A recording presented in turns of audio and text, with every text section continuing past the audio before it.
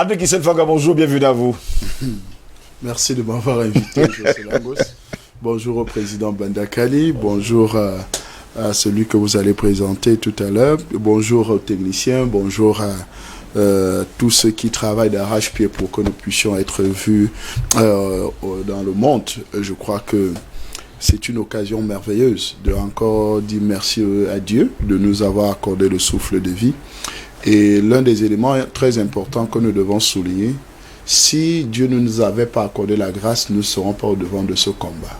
Et je pense que ceux qui disent que Dieu n'existe pas ont tort, ou bien qui croient en d'autres dieux ont tort.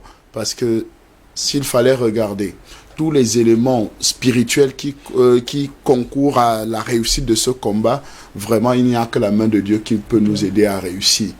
Et l'une des choses que j'aimerais dire à l'entame de cette émission, comme nous allons parler du Mali et de tout, il faut comprendre que la France a tous les éléments spirituels pour sa propre destruction. Oui. Parce que quand vous ne payez pas la dette de sang, cette dette de sang vous rattrape. Peu importe le temps que ça va prendre. Pourquoi je parle de la dette de sang? Je parle de la dette de sang, pourquoi? Parce qu'il y a des gens qui sont morts pour libérer la France. Il y a des gens que la France a assassinés. Il y a ce sang-là qui parle aujourd'hui contre la France. Et la France ferme les yeux complètement. Elle continue plutôt même à verser encore du sang.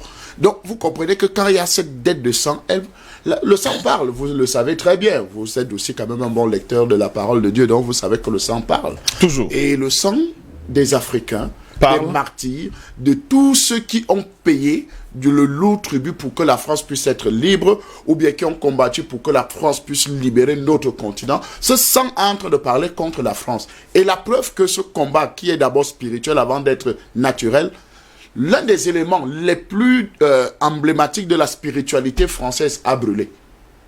Vous savez, vous comprenez, suivez-moi très bien, hein, parce que l'un des éléments spirituels puissants de la France a été consumé il y a de cela quelques années.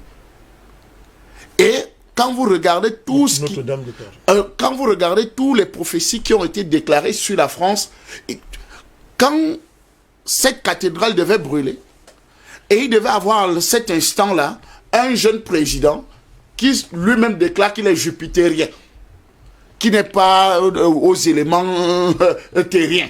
Il n'est pas un élément terrien. Lui, il est un élément jupitérien. Donc, quand tous ces éléments sont réunis, et tout ce qui est en train de se passer aujourd'hui en Afrique, parce que ce que nous sommes en train de demander aujourd'hui dans notre continent, le départ de la France, ça veut dire qu'en réalité, les prophéties sont en train de s'accomplir. Ça veut dire que nous sommes en train de réussir le combat spirituel avant le combat physique.